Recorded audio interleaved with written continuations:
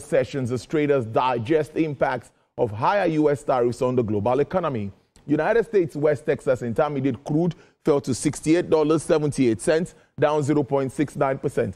Brent crude futures sells for $71.26, and Bonnie Light sells for $78.62, 2.84% in negative, while for the OPEC basket, dealers offer $75.34, and it has an uptick of 3.76%.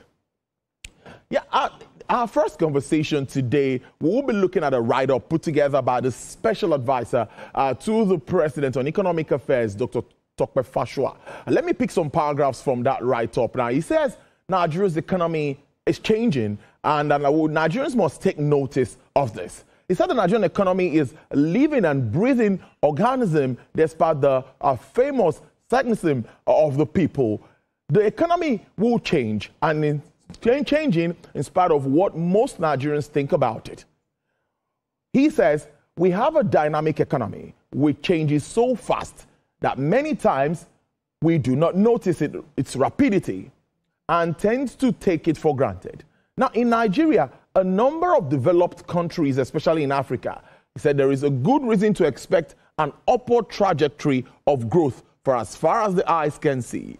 Many economies in developed worlds are plateaued, but a cursory glance at Nigeria's economy, according to Dr. Fasua, reveals vast potential in every space, which can be easily harnessed. He says he is unafraid of high ambitions for Nigeria's economy in terms of growth and sustainable inclusive development. He also believes that Nigerian economy, that the government should continue to set the bar for, as they say so, as they say, those who shoot for the skies sometimes find themselves amongst the stars. Well, that's according to Dr. Fasua. But let's head straight to Abuja studio, where the special advisor to the president on economic affairs, Dr. Tope Fasua, he is my guest this afternoon, and we'll be looking deep into that report. Good afternoon, Dr. Fasua. It's good to have you join Business Nigeria this Friday afternoon. Hi, good afternoon, Tolu, and thanks for inviting me to your show. Yes, indeed. I think I should start this way by asking you that so much of confidence in that write-up. That is what I would say. And some would say, maybe because Dr. Fasua works for government or speaks for government. That is why he's saying that. What did you really see? What are those fundamentals? What are those projections that you've seen that you really think that Nigeria's economy is on the level to bounce back better than it used to be? Thank you very much. I think I've always been that optimistic about the prospects of Nigerian economy, and of course, even some other African economies by extension, only that Nigeria is where you would find the most energy, well, maybe in terms of the population of the people, but also the prowess of the people, the energy of the people, the optimism of the people. And you will find that a lot in Nigeria. In fact, Mr. President met with the governors yesterday, at which he also repeated some of this, just the same kind of things that I've mentioned, to say that, you know what, we've rebased our GDP. We can see 3.13% growth first quarter, 3.4% growth last year, and all of that. That, look, this is not what he's in this business for. Mr. President is very aggressive that we should be able to achieve even double-digit growth. And the 1 trillion economy that was projected is not a joke. It's something we're still going to aim for and shoot for. As a matter of fact, when the rebased economic came out and we remained number 4 in Africa, I had cause to go and look at least one of the countries that was ahead of us, which is Algeria. And I found out that in Algeria, the whole of Algeria, there are only 2 cities where they have more than 1 million people. Now, whereas it's not the population that drives the size of an economy, but it's also a factor. Only Algiers and Oran, another town called Oran, has more than 1 million people. Algiers has 3 million. Oran has 1 million people. Now, look at what's going on in Lagos alone. Is Lagos still the 6th largest economy in Africa, or the 5th or the 4th, or what, as the case may be? About 20 million people. Kano, about 20 million people. Abuja, about 6, 7, 8 million people. And so much is happening. And of course, part of the GDP is the fact that it's also driven by production. nation, I mean by population, as it were. No matter what, you can say, well, a tech-based city, for example. But this is not what you see in a country like Algeria, even though they have quite a bit of crude oil. And yes, some of their cities are, sophisticated, almost tending towards Europe, I must admit. So part of why I like writing such provocative treatises, because I like to force all of us to think. There's this tendency for us to be very pessimistic, and that's why I said the famous pessimism and cynicism of the citizens of Nigeria. One of the biggest problems I see when people speak is that most people cannot imagine a different economy from that's driven by mediocrity. And so we must be able to show them that, look, in spite of your cynicism, the economy is changing, and it is. And of course, I also cited several sectors. For example, the crude oil sector, the crude oil and petroleum sector in general. For the first time since 1973, Nigeria is exporting refined crude abroad to US, to Saudi Arabia, to some parts of UAE, and so on. Nigeria is actually, for the first time since 1973, Nigeria is importing crude from US. A certain oil, media house in the US actually said, look, this is unprecedented, because Nigeria used to sell all of its crude to the US at some point in time. Now we're actually importing crude from the US. I mean, that's Dangote. So a lot of things have changed. 50% of Nigeria's crude oil production on a daily basis is now driven by local players. Yeah. I mean, Seplat has bought Mobil, Renaissance has bought Shell, MRS bought part of Chevron's assets. Then we have local players as well, the Adenugas of this world, the Professor Aide of this world, the Tony Elumelus of this world. Come on. A lot of things are changing, and it's not only in that elite sector. As well, we see a scenario where our exports seem to be doing a lot better. I'm looking at some companies like Better Glass, like Okomu Oil, posting 400% increases in profit, because, and then Better Glass posts 163% increase in profit, because the currency where it is now makes it very, very nice for them to be able to push out their products, not only in West Africa and even beyond West Africa, beyond the African continent. So I'm just saying, I think I'm pulling people back to say, you know what? In spite of, the tendency for us to see only the bad news, there's also some good things happening in this economy. This economy is changing. The real estate sector, why did the real estate sector suddenly overtake crude oil?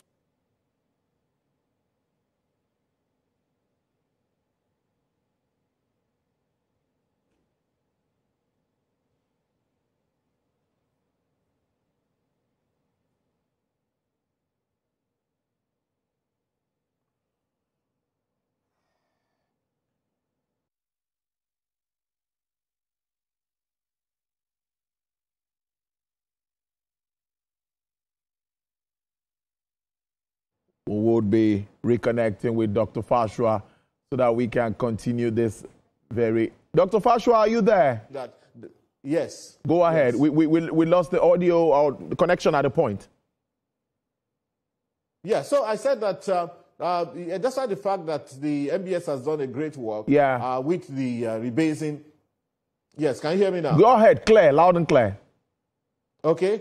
Yeah, in spite of that, there are some sectors, I think that's done a very, very conservative work, maybe in trying not to be too overly optimistic or enthusiastic about it. But I think that, this economy still has capacity. This economy has changed in very significant ways. And yes, you may have new players.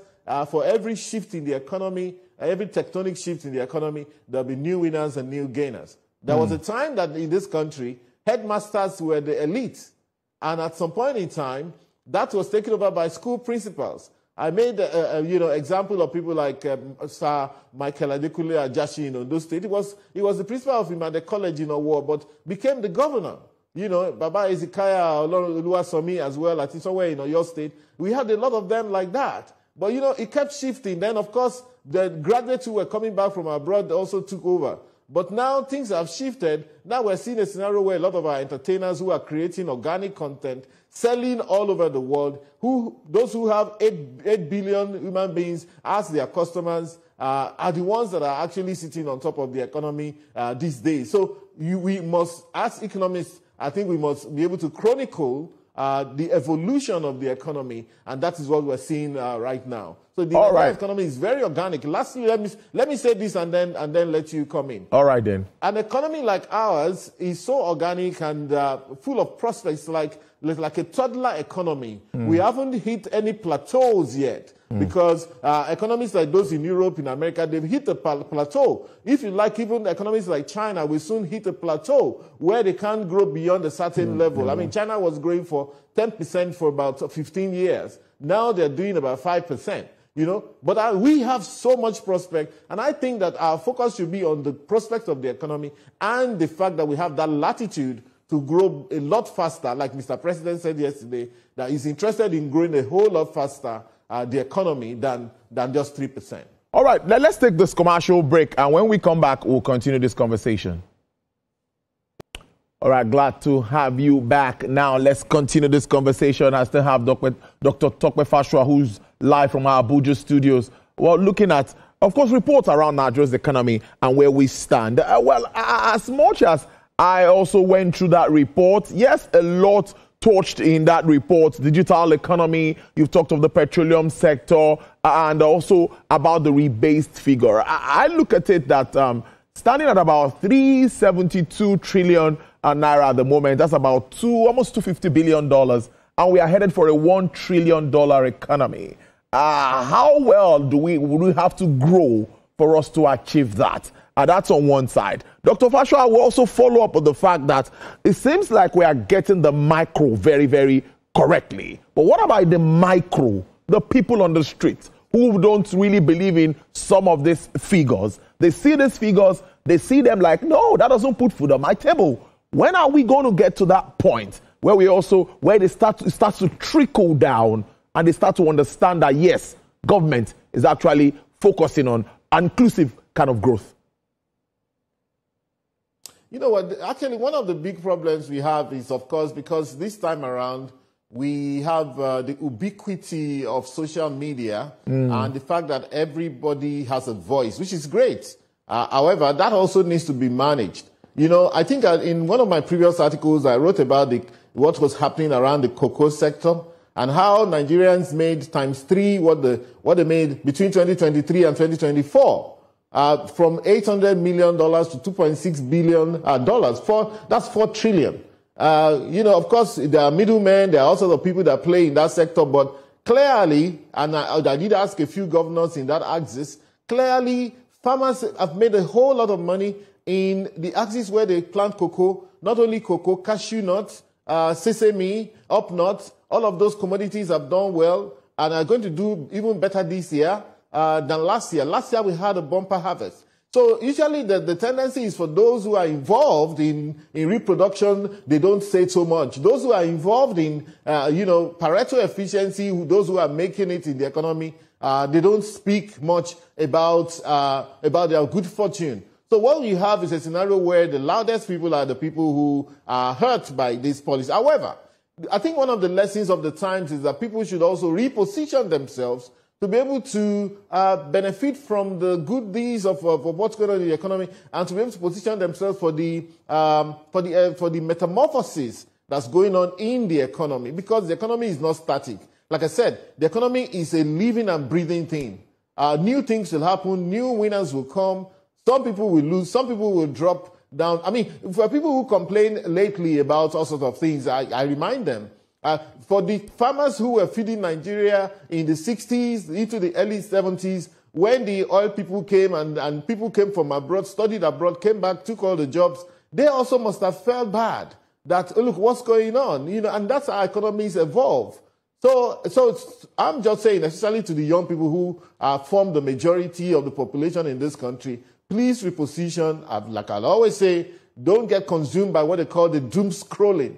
when you get on your social media and you're scrolling for the bad and looking, of course, the more of bad things you scroll for, the more that social media will push up to you. The economy is changing. If more of Nigeria's most important natural resource, which is, aside from human resource, which is crude oil sector, petroleum sector, is now in the hands of Nigeria, that's a tectonic shift. If we're now talking about, in fact, look at our trade figures. Our import of petroleum is always our largest import, between $20 billion to $25 billion every year. That dropped in 2024 to $10 billion. We're able to chip off at least $11 to $12 billion of monies that would have, and that's why you probably see that Naira is a bit more stable. Money that would have been looking for money to go and pay people abroad. And on the flip side, that's on the import side, what we import. On the export side, we actually exported less. So we used to export about $56 to $59 billion of crude. We only did 46 because we needed to feed the local refineries. And so more people are getting jobs in that local refineries. Now that at least one or two of them is working, with more on the sideline. So not only that sector, the export sector, even the manufacturing sector. Manufacturing for export sector is doing well. I mentioned Better Glass. I mentioned Okomu Oil. There are others. There are people like companies like Wemi Industries, Daily Needs, silently doing business and making money and seeing great turnover and great profits as well. So like Mr. President said yesterday, yes, the micro is very, very important. I think we need to be a bit more aggressive, according to what Mr. President said. Let's move and have a word-based system of reaching out to the people and ensuring that economic activities pick up down at the ward level. One of the things that I also recommend, in other fora is now Nigeria needs to get hold of its own data. The issue is actually the data, and I think I completed that article by mentioning that whatever we're going to dream about in this country will be data-driven. So, for example, if we launched a proper targeted poverty eradication program, that is actually focused on getting data ourselves so that we can declare every year and say that based on our effort, we've been able to take 2 million people, 3 million people out of poverty. I was on another TV station where I said that clearly, when you talk about multidimensional poverty, where they say there's 133 million people in multidimensional poverty, if you look at the definition of multidimensional poverty, which is non-income poverty, it is poverty as a result of non-availability of infrastructure, like roads, like hospitals, like schools, non-availability or not available in the required quantity. However, year on year, states are spending on roads. Federal government is spending on roads, spending on hospitals, healthcare centers, spending on schools. Therefore, we are not capturing properly that for every spend on some of these facilities, amenities, and infrastructure, it reduces multidimensional poverty. So, but the story will be told by us, it won't be told by outsiders. If the more we spend on some of these things, rather than people castigating the spend on infrastructure, every spend on infrastructure is actually impacting multidimensional poverty. So we should be the one telling the story ourselves to say, we've taken 5 million people out of poverty in a given year because we spent in this area. We provided bridges, we provided roads, hospitals, and what have you, even sports centers, even parks where people can go and relax. This is all part of how it is measured. And if we can do that, we will end up owning the narrative, because we now need to own the narrative. Beyond doing a great work on the economy, the macro aspect, the narrative is what I think we need to own, because a country like India decided to own their narrative. Sometime last year, 2 years ago, all of a sudden, 60, 70 million people disappeared from the list of the poor, impoverished people in a day. The World Bank objected. After a while, the World Bank had to go down that route and say, okay, you know what, we agree with these people. I probably can tell you from where I sit that there are still a lot more poor people in India than there are in Nigeria. However, they want that narrative, they want that rhetoric, and now Nigeria becomes the country with the most poor people in the world. Until the story is told by the lions, the story will always favor the hunter. But now the lions of Nigeria, we must say our own story and own our own rhetoric and measure our own data ourselves and release our data to the world. It's the same India is putting out right now that it is the 4th most equal country in the world by putting out a Gini coefficient of 0.255. Can you imagine? Down from 0.44 to 0.255. Nigeria isn't doing badly at 0.351, but India is saying that they are the fourth most equal country in the world. That's why the fact that we know that India is still a very class society with caste systems and what have you. But it's what they say. It's what they have understood. And that's what China has also understood a long time ago, where you can't get near China's data. You can't. I mean, I went to China. I found out that there's no TV, there's no English-speaking television station in any of their hotels. You just can't get it. You know, they build their own system. And of course, it's the data that they put out that is the data at the end of the day. 1.5 billion people, 1.4 billion people. But Nigeria is the one with all the bad indices and so on, which many of them I don't disagree with, as many people will know by now that I usually don't buy the rhetoric and the data that's fed to me hook, line, and sinker. I will always interrogate and say, you know what is the real truth and where should we be heading to? All right, Dr. Fasua, I see you've really gone deep into this article. And before we wrap this up, you talked about the relative weakness in the Naira, which is turning out to be some advantage. In my own research, I see that the stability, the Apex Bank is also trying as much as possible to make sure to defend the Naira. Let me put it that way. If we look at our reserves, yes, doing pretty well, above $40 billion US. But you will know that one way or the other, there is still a bit of targeted interventions of FX by the Apex Bank. What do you make of that? How sustainable do you think this is? You know, we're exactly where we want to be and where we need to be. It's targeted intervention. The central bank will intervene by buying or selling from time to time. I remember saying in a certain WhatsApp forum that, look, the central bank also buys. They say, oh, no, they don't buy, they only sell. No.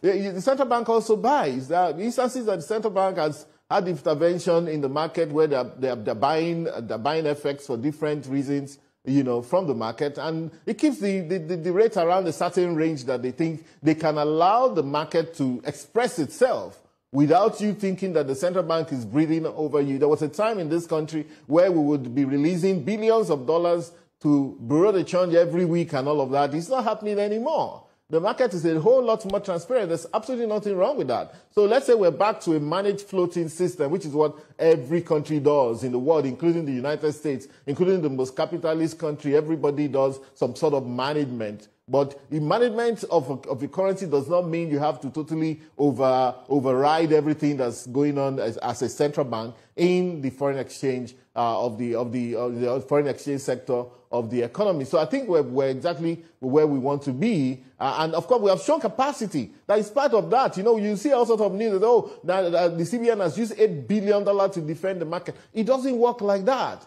If the central bank will sell money in the market, remember that they are getting their Naira equivalent. They're not just, it sounds as if they're dumping money in the market. Nobody dumps money in any market. You get the Naira value at that point in time for what you are using to intervene in the market, where you're selling in the market.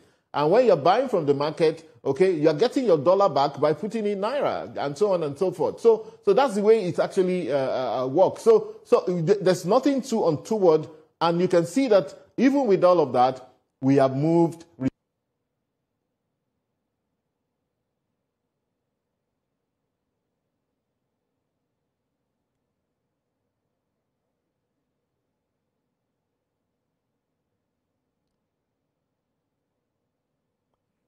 All right, Dr. Tope Fasua there speaking, well, around the FX market, the stability that we've seen in recent times, which I must say is quite commendable. Yes, I wanted to wrap up your thoughts there.